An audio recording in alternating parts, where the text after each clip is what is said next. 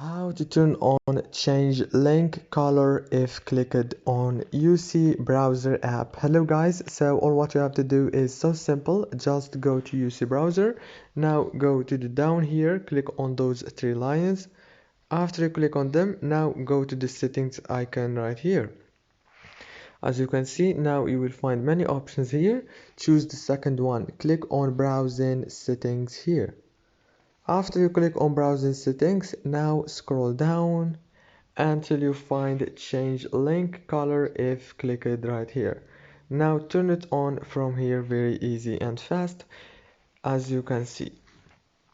If this video was helpful, please don't forget to like and subscribe, and thank you so much for watching until the end. See you later and thank you so much.